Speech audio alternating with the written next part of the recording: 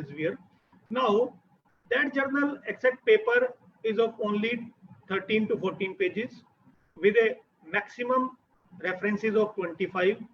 So if I'm not aware about the venue, then how I can frame out the structure of my research paper? So what exactly the need of framing the structure of the research paper? There is a need of framing the structure of the research paper. Number one, it will ease the process, your process, that how much content I need to write in which section, percentage wise, number one. Number two, what scientific contribution I am going to made in each and every independent sections relevant to the title that I have identified. So if I take one example, let's say your paper start from the title, author's name and affiliation. Roughly, I will take one example. So abstract, if I take 100%, let's say 20 pages. So out of these 20 pages, 5% of abstract, introduction, 15% of the total, related work, 10% of the total, proposed approach, 30% of the total, experiments and result, 30% of the total, and conclusion and future work is 5% of the total, acknowledgement is optional, reference is 5%. So if you take this example, so majorly the proposed approach and experiment will constitute the 160%. Okay, so this could be one of the structure of the research paper. If I now the next one is, once you decide the structure of the research paper, that this could be the structure of my paper. Three pages I need to write for the introduction, 2 pages I need to write for the related work, 5 pages, I'm just taking roughly figures, 5 pages I need to write for the proposed approach, and 5 to 6 pages I need to write for the experimentation, and half page, or let's say 200 word and 150 word for the abstract, and 200 word for the conclusion. So likewise, if you are framing the structure of your research paper, then you are going to ease your process of writing, because sometimes it happens that we are writing the related work and related work is going up to 8th page. There is no need to write the related work in 8 pages, because that work has already been done. So why the related work is more important in your paper? Reviewer want to know that how you are going to compare your approach with the state of the art approaches. So that is the only requirement to have the related work in your paper. And believe me, if you include a kind of a tabular comparison, where the last row is your proposed approach and all remaining rows are the existing state of the art work, then you are comparing your work with the existing state of the art approaches. So that means what? That means what? You are going to solve the purpose of the reviewer, that this is the novelty in my work, and I have already compared my approach, my work with the other existing work with respect to these parameters. Then only you need to write 3 to 4 paragraphs are more than enough. Okay, now if you have framed out the structure, then the next step is start writing the research paper. So again there are variety ways of writing the research paper sequence. Some students say that no, title, I start from the first title, author name, affiliation, abstract, introduction I am writing, then I am writing related work, then proposed approach, then experiment, then conclusion, then acknowledgement, references. So this could be one of the many ways. Okay, another way is, some students say that no, abstract and conclusion I am going to write at the last, because after performing the experiment, then only I came to know that what are my contributions and what I have achieved. Okay, so at the last they are going to write it. So one approach is the, some researcher write the introduction first, then propose the approach, then experimental section, then related work, then at the last conclusion, abstract, titles and authors and name and affiliation. You see title, author, name and affiliation at the last. Why? Because depending upon the contribution of the, let's say in your paper there are 4 authors. So depending upon the contribution of the 4 authors, who could be the first, who could be the second, who could be the third, who could be the fourth. So depending upon their contribution or mutual consensus, you need to frame out at the last. Okay, if you frame out at the first, then yes, I am first, I am second, and you are third, and you are fourth. So let's say at the later stage, gentlemen, one has not performed the intended task, whatever task has you have allocated and your group has allocated to him or her, then and later on you can shift his or her name to second position or third position. So I'm telling you in practical aspect, then he or she will create a problem for you in long run, that why you have shifted my name to second and third. So this is the practical consequences I'm telling you. Okay, So that's the way. At the last, you need to write about the title, about the author name and affiliation, depending upon the contributions that the authors have made. Now the choice two is, some researchers say that no, I need to write the proposed approach first, algorithms first, description first, system model first, problem formulation first, then experimental, then introduction, then related work, then conclusion, future work, abstract. So this could be another option of writing. So again, there is no fixed guideline where to start, where to start. So you can select any of the choice, that depends on you. So but my advice to you is, you start okay. Now now now this is about the structure sequence. Now come to the basic part of the writing. So if I need to write the introduction first, I'm taking this model, okay, choice per.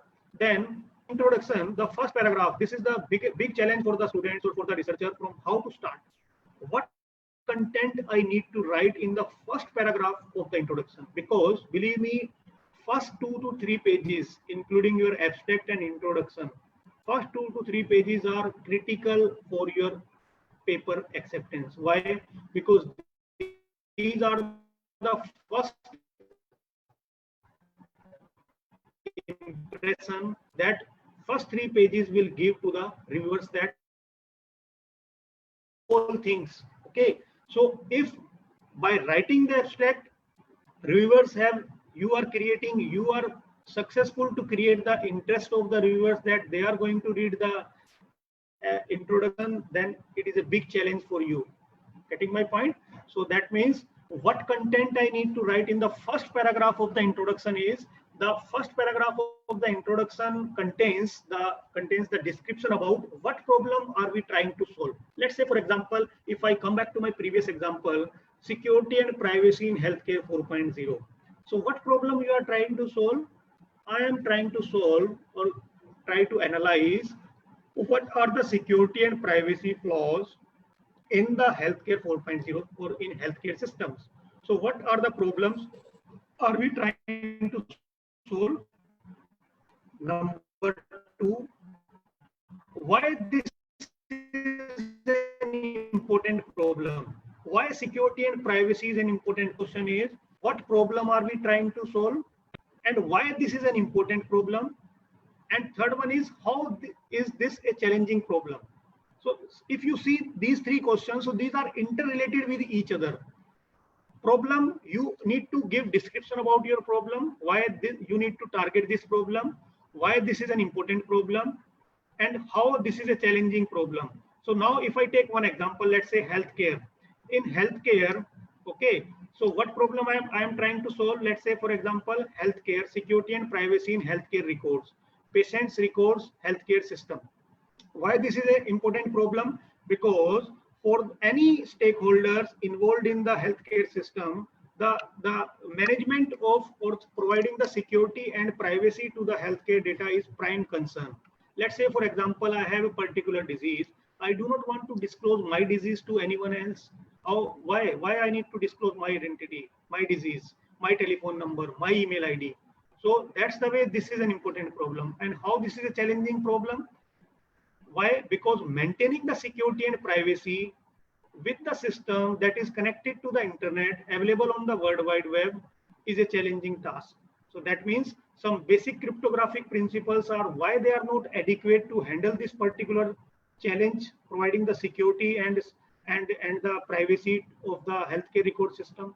So that's the way. For your identified definition, you need to give the answer of these three questions in your introduction first paragraph. Could be in 1 to 2 paragraph, not only in one paragraph. If you need to frame out 2 paragraphs, then it is okay. So can be phrases like, I have included some example. This problem is important because of this reason. Hence, there is a need to devise a particular algorithm. The main challenge here is to identify or to provide security. It is challenging to, or is challenging due to. So these are some of the phrases that you can use while giving the reply to these three questions. So this is about the first paragraph of the introduction. Now the next paragraph of the introduction is about the what are the existing solutions. So what are the existing solutions? You need to give description about what are the existing solutions. Okay. So you are not the new one. Already some solutions are available that provide the solution to the problem that you have already listed out in the first paragraph.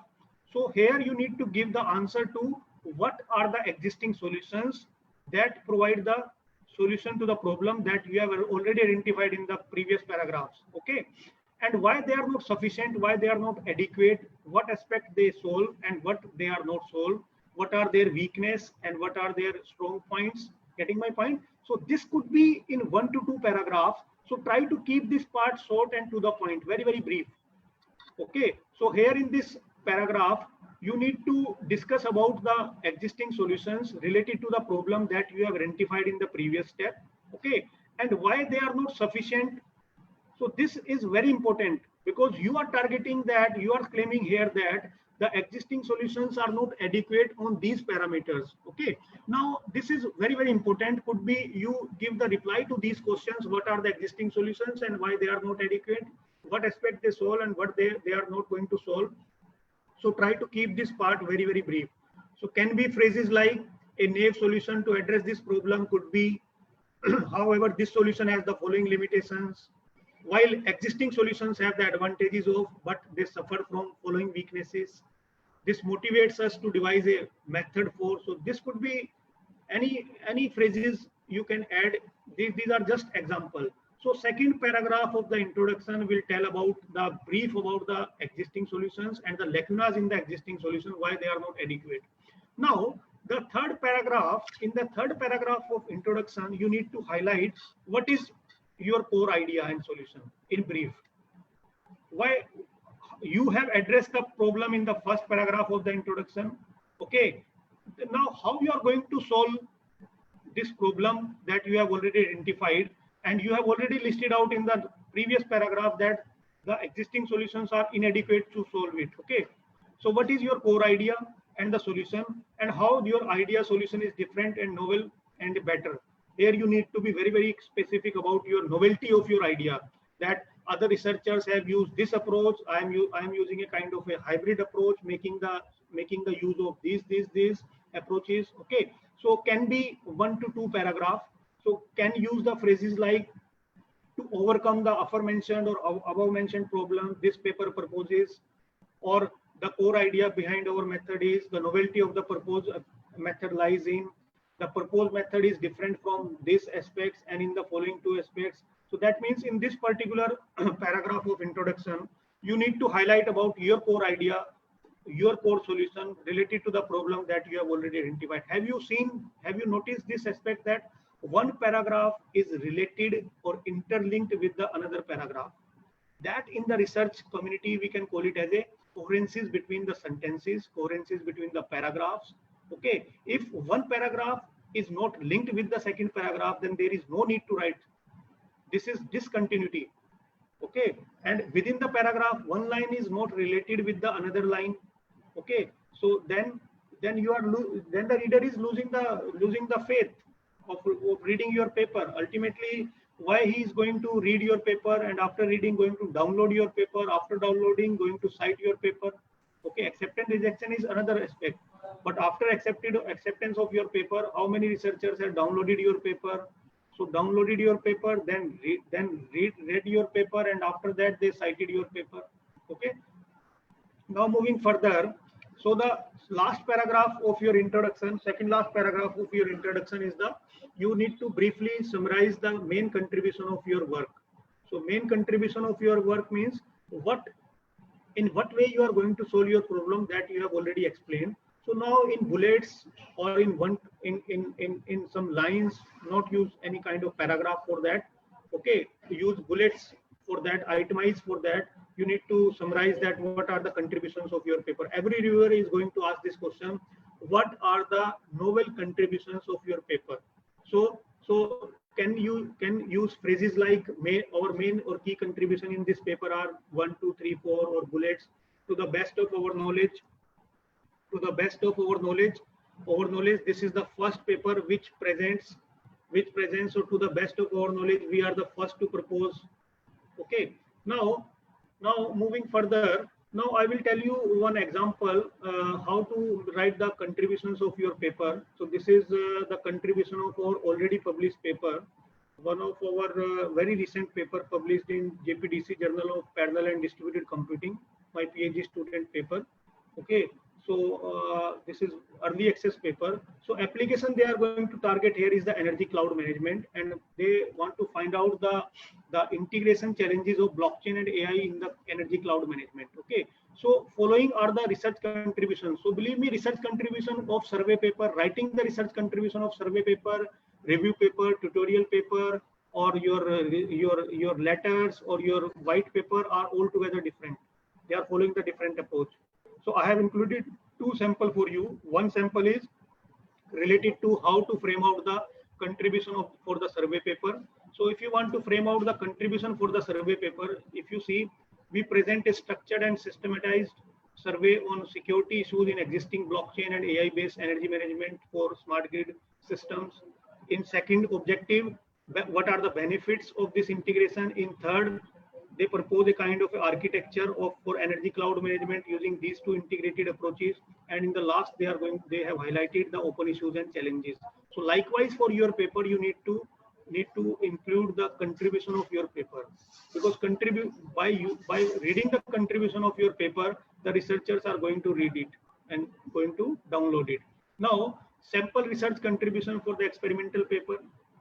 So this we have taken from our IEEE Global Communication Conference, GlobeCon conference, which is a top tier conference of core ranking A star. So now in this paper, as the title of this paper is, we are cognitive radio. हाँ, vision statement feedback के base पे हमने prepare किया, वो ये रहा हमारा first step. Hello. ये बदलना पड़ेगा. Madam, some disturbance is there. Sir, ये feedback के base पे तो लिखा है पहला वाला. Hello. Madam, some disturbance is there. Your conversation is audible to me also. Hello. Hello. Hello, sir. Hello. Your conversation is audible to me also. So shall I continue? Hello, sir. Actually, this is Naushad Alam from BN College. Actually, yes. There is some problem, I think, because no one is disturbing here. So, okay. I'm looking that is someone is unmute. Okay. So please continue, sir. Please okay, continue. I will continue. No problem. Thank you, sir. Thank you. So this is the sample research contribution for the experimental paper.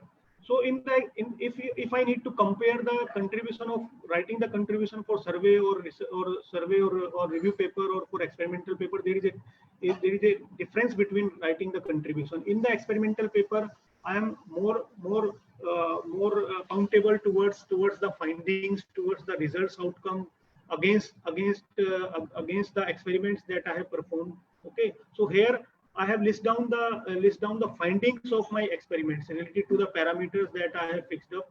Okay, so depending upon that, you need to frame out the research contribution for your paper. Now moving further. So the last paragraph of the introduction section describes the organization of your paper. So organization of your paper means what? Section 1 you have already explained, introduction.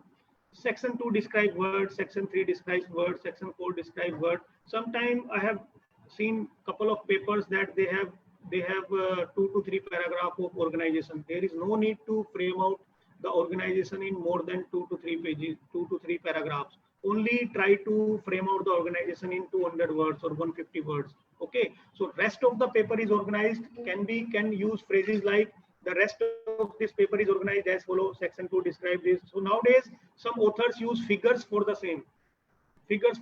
Let's say, for example, your paper is of 100-page review paper. So reading the 100-page review paper is a big challenge for the reader. So if I am interested only in a particular segment, reading the particular segment of out of this 100 pages paper, then what I need to do, is there any kind of a graphical layout available in your paper which will ease the process of the reader? So in order to solve this problem, nowadays some authors use the figures for the same. I will tell you one example. I will tell you one example here.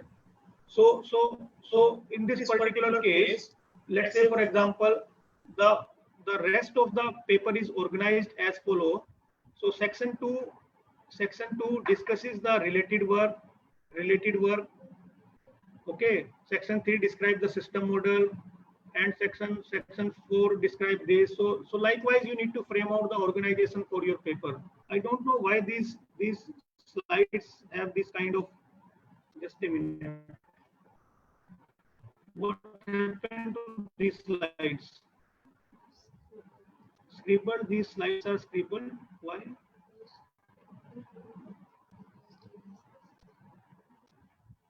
What is the problem with these slides? I think someone has made end of scribble. I think. Hello. Hello. Mathurji, I am audible. Yes, sir, you are audible. Hello. Yes, sir, you are audible. But what happened? What happened to the slides? Someone has scribbled these slides. No, sir, you are on sliding on 36. No, that is okay. Okay. So now the sample organization of the paper, we have taken this from our own published paper in International Journal of Communication System.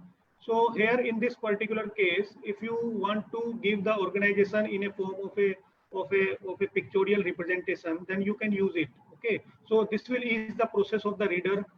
They are directly, if let's say for example, if I am interested only in the basic architecture of tactile internet, so why I am worried about or reading all the stuffs in your paper? If this figure is available in the paper, then directly the reader will jump to a particular section.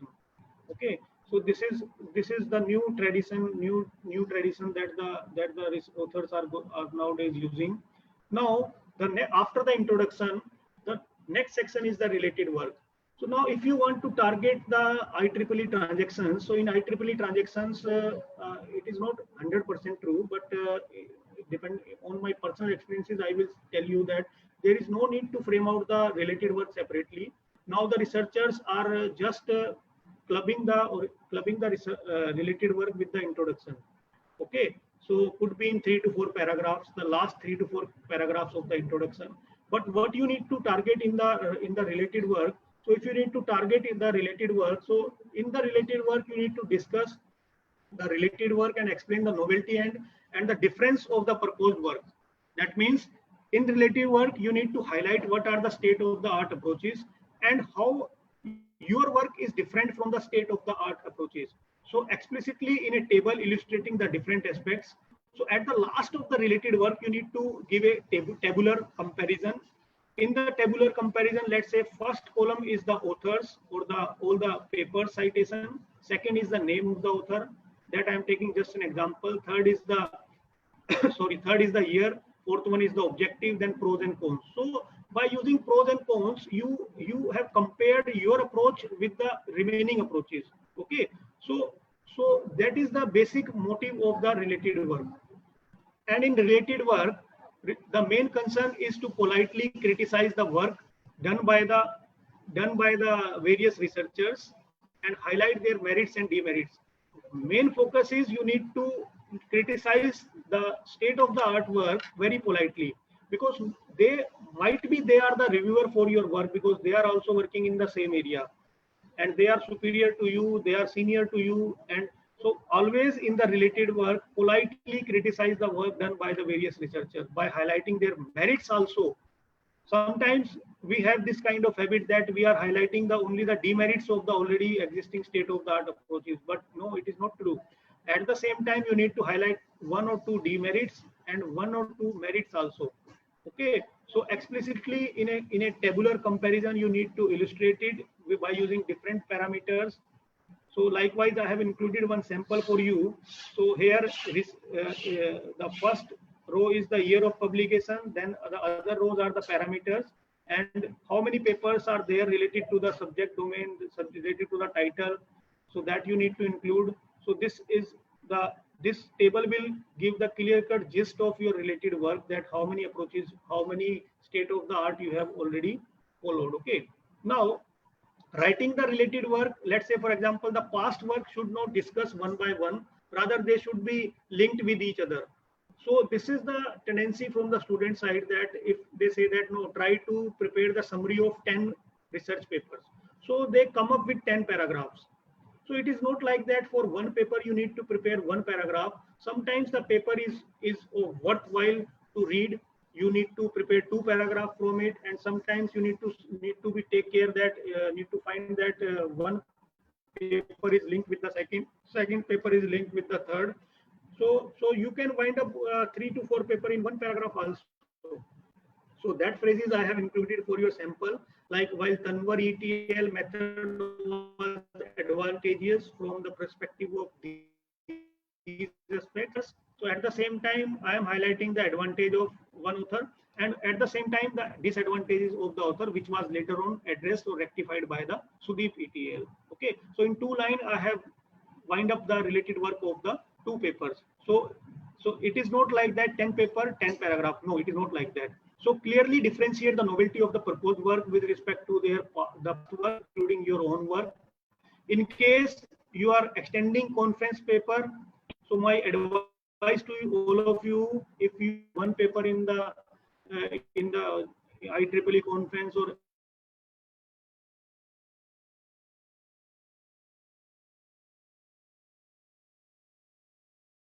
Spring conference paper, okay, and then while submitting the paper to the journal, you need to mention in the footnote that this is the extended version of the paper already submitted, accepted, published in the conference with proper detail. Okay, so 70% content you need to change it, because latest guideline of the UGC also there. In the last month, UGC made a kind of a strict guideline that if a researcher want to extend their own work and no citation found, then some action will be taken from the UGC side. Okay, so please refer that order also. So also we should not copy figures, one table already we have taken. No, already that paper has already been published, and you are now you are doing what you are just extending the work. Okay, so be specific about the new contribution. Now, next part is, after the related work, is the system model and problem formulation. So system model and problem formulation, as we have seen in the structure, that 30% of the entire paper or sometimes 40% of the entire paper contains the description about the system and problem formulation. Okay. So in problem formulation, so for constraints to validate the problem, at least 2 to 3 pages, especially for transaction. So in problem formulation, you need to formulate the problem that you have already formulated in the introduction in one paragraph in brief. That again come up here, but in a slightly different context. In a mathematical context, you need to formulate your problem. Okay, let's say you identify a particular problem, and you have already discussed in brief in the introduction about the problem. So here in the problem formulation, you need to highlight what are the constraints to solve this problem and how you are going to solve these constraints. Getting my point? So in this particular case, in problem formulation, you are more focused about the mathematical formulation of the problem related to the title that you have identified. Now, second part of this section is the system architecture. So you need to prepare a complete diagram of working of your entire system. How many modules are there, how many methods are there, how many layers are there, how many modules are there, what are the difference, what are the interaction between different modules. Okay, and how the data, how the input is to be fetched into your system, and how you are getting the output. So this I have included from one of my published paper. Okay, so my advice to all of you is, while preparing this system architecture, you can use any open source tool, Lucid or Draw.io or eDraw, any tool you can use. But my advice to all of you, don't copy paste any of the already published figure from any of the state of the art paper. Try to try to draw your own figure by your own finding with respect to your own contribution, and try to explore, try to explain it layer wise, segment wise, part wise, how this figure is going to be executed and how you are getting the output. Could be in one page or 2 pages, more than enough.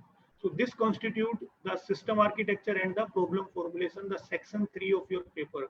Now in this next one is the proposed approach. So again, we have already seen from the structure of the paper that 30% of the entire structure constitute the proposed approach. Okay, so in the proposed approach, you need to differentiate between the method, system, framework, or algorithm. Describe the proposed work in detail. Use scientific mathematical tools. Okay, use figures, flowcharts, algorithms. Differentiate between the preliminaries and our novel contribution. List out any assumptions. Use algorithmic approach, flowchart approach, or any optimization technique you have used. So here my advice to all of you is, while writing the proposed approach, at least 2 to 3 algorithms, or if not algorithm, then at least flowchart. Use some acronym table, list out here, okay, and try to explain how the flowchart is executed and how you are getting the output from your algorithm. So this is about the proposed approach. Now the next section is the writing the experiments, results, and analysis. So here in the next part of your paper, the performance evaluation, I can call it as, or results and discussion. So state the objective of the experiments. What and why do we want to experiment? So sometimes researchers have this kind of habit that they are selecting, let's say, 3 parameters, and without segregating, without dividing the experiments, without designing any scenario, they are simply writing the experiments, and this will confuse the reader. This is going to confuse the reader that in what way your experiments are different from the already existing papers. So in result section, you need to describe the experimental setup, machine system and device used, labs or real world environment, description about the data set, your pre-processing methodology, size of the data, how you have collected the data. If the data is collected through users, so who were the users? No identity disclosure without written consent. So if you have collected you are working in the real-time application and you are collecting the data from some patient, so without their consent, you are not going to use it. Okay. So list out the experimental plan and number of experiments you perform. So my advice to you is, in the result section, so report the result using figures, graphs and tables and present their analysis. Justify how the proposed results are better. Sometimes we write in the result section that the proposed approach is better with respect to the, or as compared to the existing state of the art approach. This statement is completely vague. You are saying that your proposed approach is better compared to the other existing approaches in terms of what? You need to specify the parameters. Number one, better in terms of parameter, then why? Justify it. Why this happened, because of what? What changes you have made in your existing system? Getting my point? So that is very, very important, that every statement you need to be not just written it in an open-ended environment. No, you need to close it by giving some justification of it. Argue whether the claim are validate or not. So discuss expected and most importantly unexpected findings. Very, very important. Unexpected finding. This is not the end of result arena, or you can say the result arena or your performance evaluation section. Still you have the chance to write the another paper also.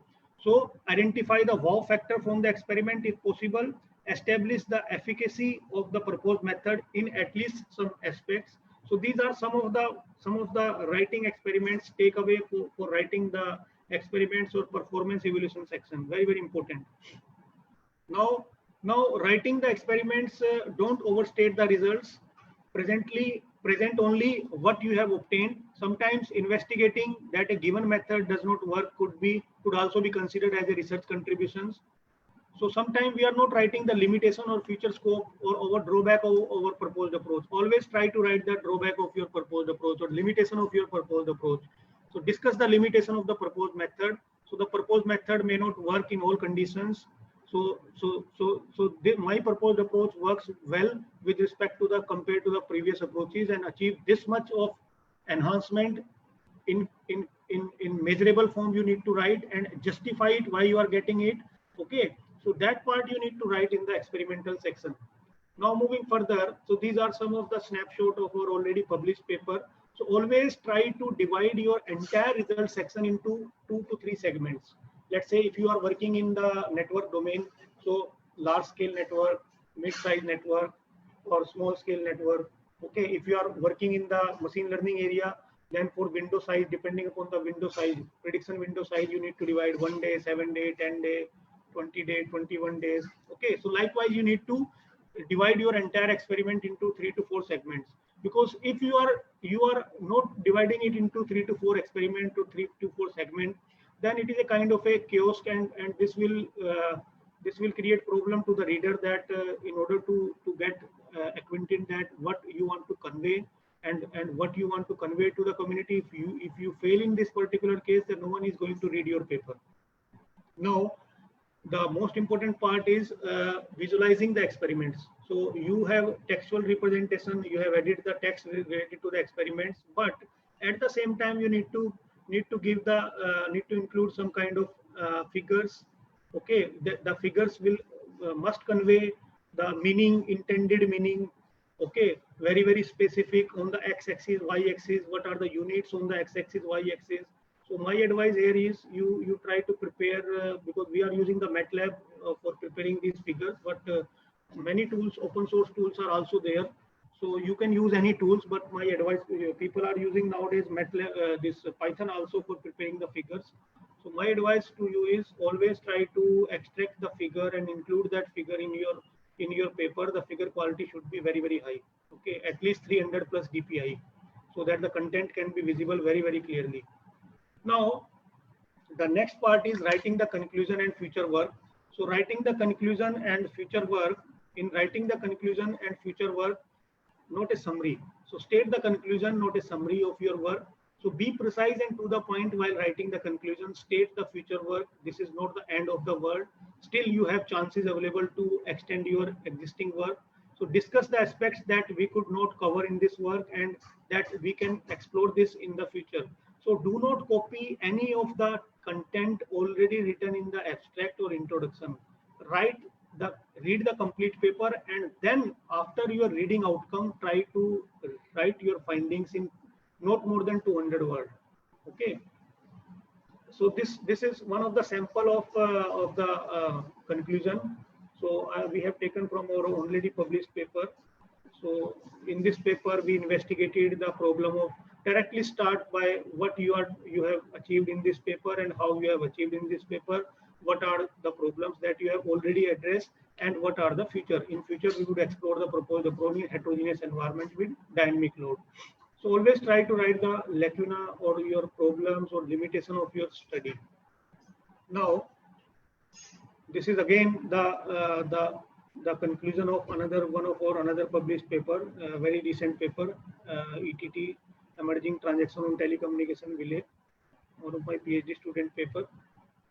Now, next one is the abstract. So we are doing this kind of practice that we are writing the abstract at the last, because at the last, once you write the entire experiments, proposed approach, conclusion, then you came to a conclusion that what framing, I'm going to achieve. Okay, so then it is very important section for the paper. Why? Because the reviewers and the reader usually read this first after your title. It should be clear, precise, and complete. We present the whole paper in 100 to 150 words, not more than that. So what are the different ingredients required to write the abstract? So there are 4 ingredients that you need to be very restricted your discussion or your writing in the abstract. So these are the 4 ingredients that are highly required in your abstract. The first one is 2 to 3 lines related to the motivation and the problem statement. Why this problem is about, for what practical, scientific, theoretical gap in your research findings, what methods and procedures or approach you have used, what are the findings of your results, what did you learn, invent, create, and last one is what are the larger implications of your findings, especially for the problem, or gap identified in step number 1. So these are the 4 segments: 2 lines for the motivation, 2 to 3 lines for method that you have used, 2 lines for the results, obtained results shows that what the obtained results that you have achieved you want to convey to the community, and what are the conclusion or the conclusion from conclusion with respect to not the last conclusion, your findings with respect to the result that you have achieved in quantifiable manner. Okay, now what are the qualities of how to check the quality of the good abstract.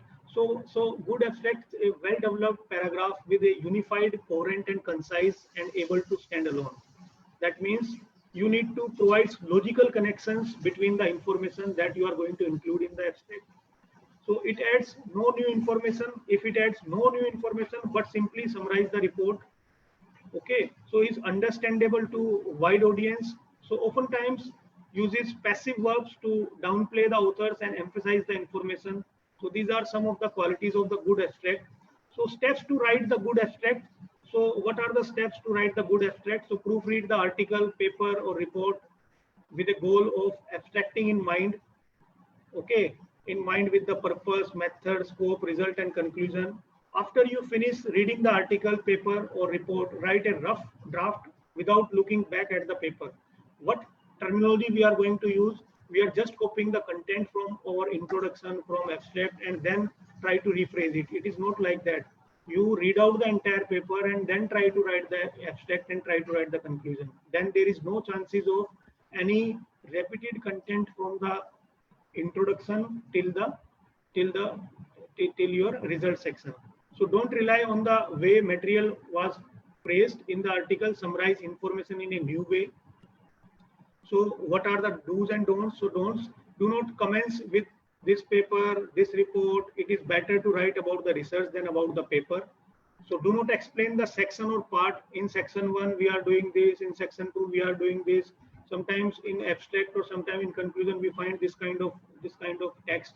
So try to avoid it, because you have already written in the organization that section 1 discusses this, section 2 discusses this. So need not to repeat this thing again in the abstract or conclusion.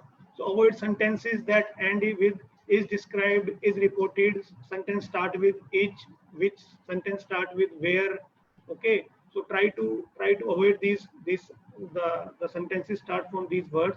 So do not begin sentences with it is suggested. Why it is suggested? It is believed, we tried, not believed, not suggested. You have already carried out the research, and once you are getting the good result, then only you need to write the framework. So there is no question of suggestion, no question of believing, and no question of trying. Okay, it is felt. Sometimes you say that it is felt or similar to. No, it is not like that. In every case, the 4 sentences can be omitted without damaging the essential message. Okay. Now moving further. So do not repeat or rephrase the title. So if possible, avoid trade name, acronym, company name, company logo, and any kind of citation in the abstract or conclusion. But it is not, I'm saying standard guideline, but normally in 99% of the paper, you never found any kind of citation in the abstract or conclusion. So try to avoid it. Okay. So the abstract should not about the research, abstract not about the act of writing. The abstract should be about the research only, not about the act of writing. About the research that you have find out, only you need to write about the research that you have carried out, not about the writing, the style of writing. Okay. Now this is about the abstract. So where to find the examples of abstract? The best source to get the good abstract is the journals. So directly go to the publication houses, IEEE, Wiley, ACM, Springer, Hindawi. Okay, and select the journal of your research domain. Read the abstract of the good research group. Okay, and figure out how they do it. Not everyone writes good abstract. Even in referred journal also, we found many examples of in the good journal even where the abstract quality is very poor. But the more abstract you read, the easier is to spot the good one. Okay. Now these are some of the examples of good abstract. So this is again one of my PhD student paper, Aparna Kumari, published in Computers and Electrical Engineering, and luckily this paper is a highly cited paper with now till date 99 citations. as per Google Scholar. Okay, so if you read out this particular paper and read out this particular abstract, where one line is directly related with the second line, and only in 150 words we have summarized the entire work, entire study that we have carried out. So like the same way you need to perform in your paper. So I advise you, please refer this particular paper. In language wise, this paper is very perfect, very perfect. Why? This is the indication if researchers are downloading your paper, researchers are citing your paper, this is the credit to the research community. Ultimately, we researchers are writing the paper for what purpose? Not for the increment. Okay, this is okay for the increment, but at the last, the research community is going to download it.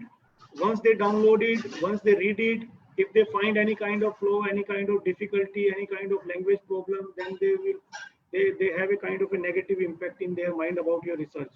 So research writing is not a straightforward. No, there is not a magic trick available that within 1 day or 2 days you need to be very intelligent or very specific about writing the good way of the papers. But once we learn by learning itself, okay, that means learning by experience. Now, acknowledgement is optional after the conclusion in some paper. If you are research associate and you are associated with some funding agency, then you need to give the acknowledgement. Okay, so depending upon your requirement, you need to. There are some of the example of like I have one student from Visvesvaraya Government of India scheme. So in every his paper, we need to give the acknowledgement in his paper related to the Visvesvaraya, because Visvesvaraya is providing the scholarship to him. Okay, so likewise you need to select for yours also. Now at the last we need to specify what could be the title of your paper, what are the sequence of the authors, names and their affiliation depending upon their contribution. So here what I need to convey to you, title should not be too long to read, sometimes 3 to 4 lines. There is no meaning to have the title of 3 to 4 lines, very specific, not more than 2 line title at all. Should not be too short to understood. Try to make it very catchy. Avoid use of any acronym, mostly in 1 to 2 lines. So for your easiness, I have included for just 3 to 4 sample like blockchain for industry 4.0 comprehensive review, tactile internet for smart communities in 5G and insights for NOMA based solutions. So title itself is you have to be very specific while giving the title to your research paper.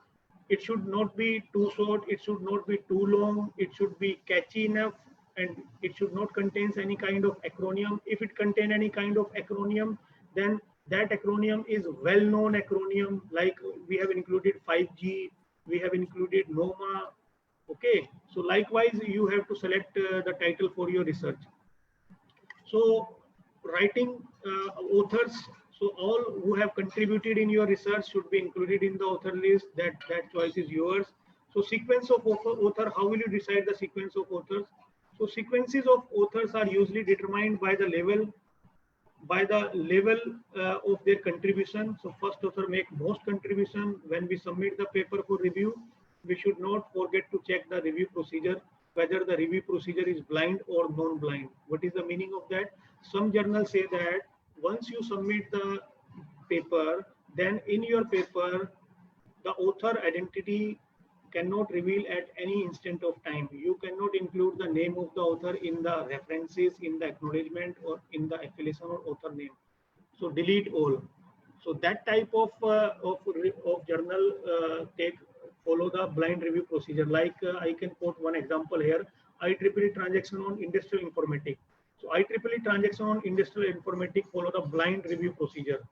Okay, so that you need to check the journal guideline before submission to the journal. So writing the references, again, the references style can vary from the conference to conference or from journal to journal. However, consistency should be maintained. What is the meaning of this consistency? That means it is not like that sometimes you are following the IEEE style and sometimes you are following the Elsevier style. Okay, if you are targeting the Elsevier, then follow the Elsevier style throughout in all the references. So in references, you need to take the BibTeX. If you are using the LaTeX or Overleaf. If you are writing the paper in LaTeX or Overleaf, then directly use the BibTeX. Extract the BibTeX directly from the publication houses. here my advice to all of you is we are following this kind of approach that we are directly going to the Google Scholar and extract the BibTeX or plain text from the Google Scholar. Don't follow this kind of approach. Why? Because as an author, manually I have the option available to include my paper in the Google Scholar, although that paper is not available online. So in that context, might be some of the information I have not included, like the volume number, issue number. So my advice to all of you is directly extract the plain text or BibTeX from the publication houses, directly from the journal. Directly from the journal, then only you will get the complete information: author name, volume number, issue number, page number, and DOI, and your title. Okay. Now moving further, so thumb rule of writing is write clearly and precisely. Don't try to dilute your novel contribution. Proofread, write multiple time, proofread multiple time before the final submission. So after taking printout, we are following this kind of approach that before submission, at least we take 2 printout, and finding the error in the printout is very, very comfortable for us. But again, it varies from researcher to researcher. Some say that no, we are using the online version of for finding the errors in the proofread version during the proofread procedure. So again, it varies from person to person. So this is the end of my part 1 presentation. So whatever I have conveyed to you people, all are listed in this particular slide, start from the abstract till the references. So this is the gist of my entire part 1 presentation, where we have started about from the what exactly the meaning of research paper and till the how you need to frame out the references by covering all the segment: introduction, then related work, problem formulation, system modeling, then your result, how to frame out the result, and then abstract conclusion, and then in the last the references. So this is the end of my first part of my presentation. Now moving further, so next question is, once you have paper with you, then how you choose the appropriate publication venue for your paper. That means I have initially told you that while starting the writing of your research paper, you need to first select the style of writing. Number 1 is venue. Number 2, sequence of writing. Number 3, structure. If you are not knowing about these 3 aspects, what could be the structure of your paper and what is the sequence of writing?